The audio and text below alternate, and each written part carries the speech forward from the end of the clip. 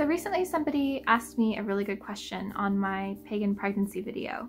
As a questioning non-binary who wants to be a parent one day, where would someone like me fit into the maiden mother or the youth father archetype, being neither male or female? I don't want to lie to you and say that I am in any way qualified to answer questions about gender and anything related to being trans or non-binary. I am a cisgender woman and I have never been through that process of questioning my gender. It's never been something I've felt called to do. But this comment really did get me thinking about just how feminized the pagan world really is. The triple goddess, though a pagan icon, is predominantly associated with Wicca, but its influence is undeniable throughout the neopagan world. The image, which represents the maiden mother in Crone, is not just a way for us to understand life's phases, but understand phases within ourselves and understand archetypes that might be dominating our life at a certain point. As we grow and change in our spirituality, our relationships to others, our practice of magic, our identity, the Maiden Mother Crone is meant to sort of be this visual guide of understanding what that process is and how it's reflected in something natural like the moon. That framework for how we can understand ourselves and embody ourselves is really simple and really beautiful and effective. So don't get me wrong, I do think that the triple goddess is overall a good thing. I am not Wiccan and I do use it pretty often.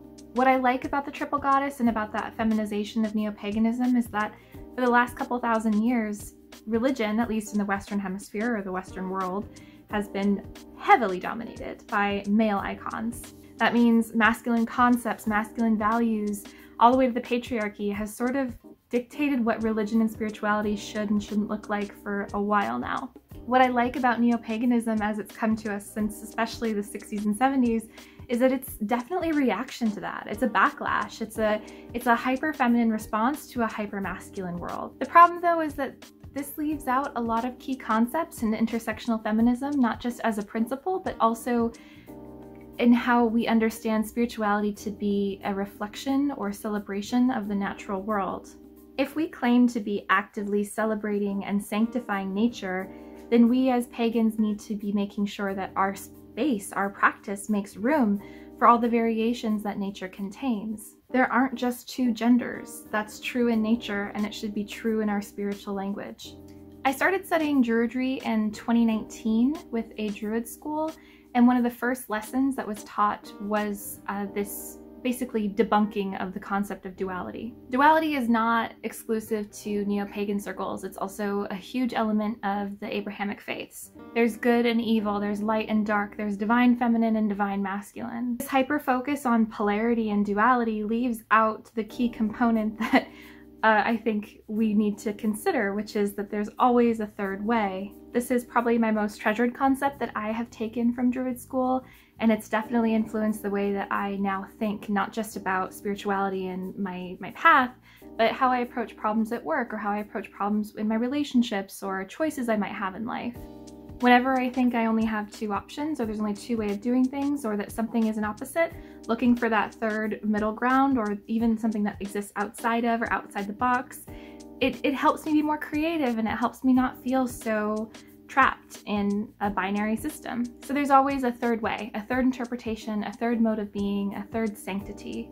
And so for this person to ask about, okay, well, I'm non-binary, I don't identify either as male or female, how can archetypes really like this, like the triple goddess, serve me? I was like, okay, well, what are the alternatives? So today I want to talk about 4 alternatives that I thought of to the triple goddess. So whether you yourself are gender non-binary or you are just somebody who wants to have a more inclusive practice, I hope that these are helpful to you. I think they're ones that I definitely use in my life without really being consciously aware of them as archetypal icons in the way that the triple goddess is. But hopefully these are a good way to get away from thinking about everything as Maiden Mother Crone. Let's get started. Number 1, the warrior, lover, monarch, and mystic. This one is actually inspired by a book I read last year. I have torn this house apart looking for it. I cannot find it. I think I might have left it behind in one of our moves, maybe, unfortunately. So if I find it, I will try to remember, I'll at least try to remember the title and put it in here, but it's pregnancy brain, you know? I probably won't remember. Anyway, this book had 4 archetypes in it about womanhood specifically. This is my sort of gender neutral version of what somebody else had invented. So the first part is the warrior. A warrior is an archetype of somebody who is a fighter. They will go to bat for their values, for people they love, for what they want. They are always at the front lines representing either a movement or an idea or a project or a pitch. They're the person at the house party who's happy to answer the door for the cops and take that heat. Warriors are often the friend in the group who will step in and defend somebody who's being bullied, but they're also really focused on what it is that they want out of life, especially in their careers or in any sort of pursuit that they have or a goal. They're willing to do whatever it takes to make it happen. The risk with warriors is that they can maybe take the opportunity for battle away from other people who might need that practice because they just are so used to stepping in and stepping up. They can also be seduced into fighting for abstract causes or senseless battles because they don't have anywhere to direct that energy. I think about things like the war on terror, you know, it's a nice abstract thing that doesn't really have an end. And so it's like a call to action around something that's abstract with no real purpose. The second archetype in this set is the lover.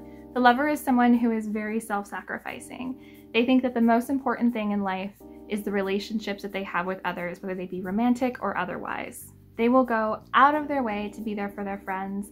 They will go out of their way to create sensual experiences for their lover. They will go out of their way to be a dutiful or great child to their parents. They might even be teachers' pets as kids. They're the person in the workplace who creates opportunities to socialize and bond. They're the person who texts you and makes sure everything's going okay when they haven't heard from you in a while. They are very loving, very giving. They give great gifts. They're always wrapped really nicely. They're very charitable people. But the problem with the lover archetype is that often they don't really have a sense of identity outside of their relationship to other. This can create patterns of codependency, and it can be really difficult for them to learn how to express that same self-sacrifice and unconditional love that they give to others to themselves. The third archetype in this set is the monarch. This is someone who approaches life with the mind of, you know, a king or a queen, a very regal sense of self and a very regal point of view. They hold themselves and others to high standards, but especially themselves. They know everything about everybody, which can make them a bit of a gossip if they're underdeveloped, but they typically use this intricate knowledge for good and to make sure things run well. They're great logistical organizers, they're great dispensers of justice. They'll spread resources fairly because they're natural leaders. They run their homes, their careers, their whole lives with a sense of care and coordination and pride. Though they can be bossy and that can push people away from them, they do come from a good place of wanting to create an efficient and fair world. The fourth and last archetype in this set is the mystic. This is somebody who loves magic, sees magic in everything. They're very attracted to mystery, anything mysterious, hidden, or just off the beaten track. They feel like the meaning of life is to constantly be asking that question. Spiritual pursuit, the pursuit of the occult, the pursuit of deep knowledge, to them, it's second nature. Why would you spend your time doing anything else? They desire to know the inner workings of not just society and the people that they meet and like how their minds work, but also of the magical arts. They want to understand every little detail. If these people aren't going into things like neopaganism, they will often become really involved with their church. They might become psychologists, sociologists, or anthropologists. They might become forensic investigators of some kind. They just want to know, they want to solve, they want to understand. They're often independent to the point of introversion, and they can be very susceptible to things like conspiracy theories or like gurus who promise to know everything and promise to share great knowledge. So these four archetypes in this set can be used to understand yourself and other people. You might feel like you're one archetype predominantly while a second one runs other parts of your life, but I think it is useful because you can kind of put them on for different things that you might have going on and try to act out that archetype. Similar to how the Maiden Mother Crone allows us to tap into those energies when we need them, this archetype set kind of does the exact same thing. Is this a time where you need to be the mystic, or is this a time where you need to be a warrior? Or is it better that right now you kind of pull back and coordinate others as a monarch? I think this allows a lot of space to do some psychoanalysis on yourself, and I think that these archetypes can also point to what areas of magic that you might be really good at naturally. All right, number 2 is the tarot. If you've never worked with the tarot before, there are over 70 cards in the deck, but the first set are the major arcana, and these cards are each one an individual archetype. Most people interpret them to be sort of a story or a journey that a person goes through, beginning with the Fool, going through different trials and errors before becoming, you know, this fully embodied sun, or getting the wish that you want through the star It's meant to sort of be this very classical Odyssean style point of view about a person's journey. So as each card embodies a different lesson or stage in one's journey or story, you can use those same archetypes in your practice. The Maiden, Mother, Crone are so wide and general that I think that you could actually sort of sort these major arcana cards into those sort of ideas as well, if that's something you might want to combine. But the point is that tarot offers a far more granular association, a far more granular look at different archetypes, and everything from lovers to the star to one of my favorites, the Fool. So for many years I worked with the Goddess Tarot. It was my first deck that went off the traditional names of the major arcana. So in this case, the Fool was called Beginnings. What I liked about that is that it allowed me to sort of take away any connotations I had around the word foolish off of that card and look at it with a fresh lens. That inspired me to rethink all of the archetypes in the tarot and how maybe what they're called influences how I think of them, thinking about what they'd be called in a different language, or even just thinking about calling them different terms that make sense for me. So if you're interested in using tarot archetypes as sort of your spiritual system, you don't need to feel limited to what's in the Rider-Waite Tarot or anything like that. There are so many different decks out there with different systems that you can be inspired by, and they all kind of point to the same story, the same meanings, the same truths.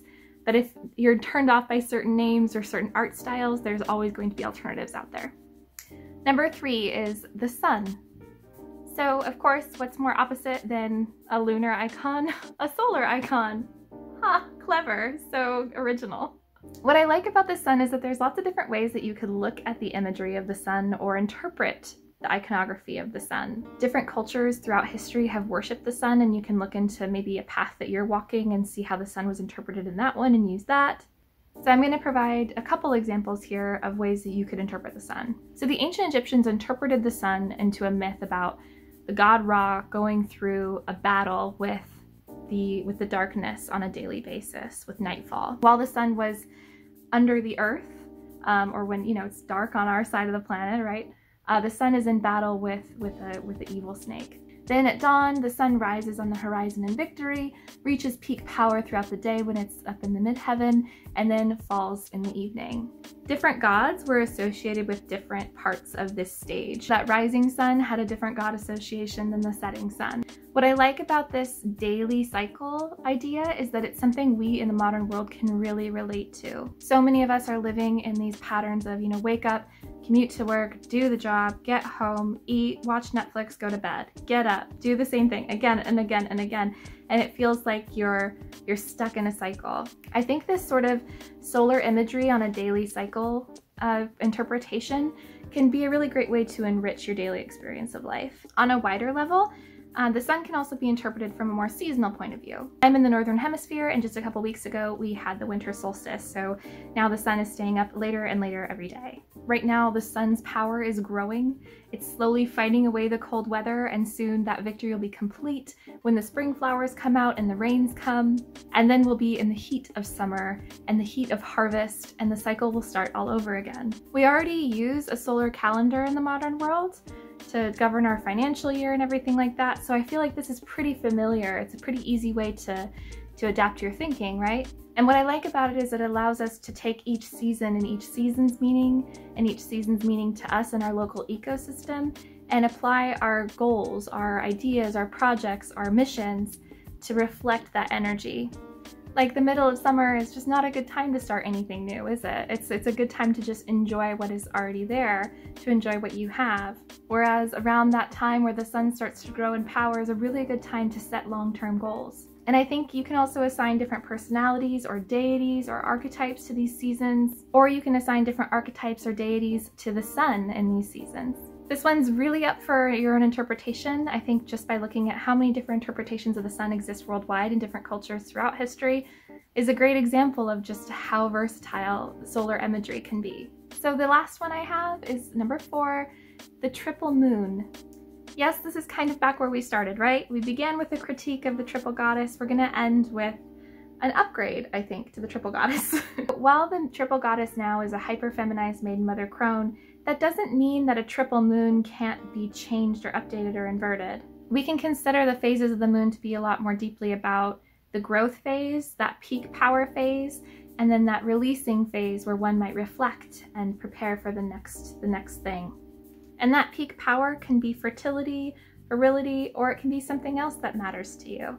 One critique that I've personally always had with the actual image of the triple goddess moon set is that there is no dark moon or new moon present. I have never felt that the full moon is my peak power time. The full moon for me is actually more a time of rest and just gazing and appreciating the beauty of the full moon. But dark moons and new moons is when I actually feel at my most powerful. I feel the most capable of setting intentions and of following through on something, or of starting afresh. I don't see any reason why one couldn't just simply invert the colors even, or the phases, or design their own moon phase. Or if you want to leave the triple goddess the way it is, but replace Maiden, Mother, Crone with something else, there are so many options out there. One of the most obvious ones that comes to mind for me would be something like Student, Master, Teacher.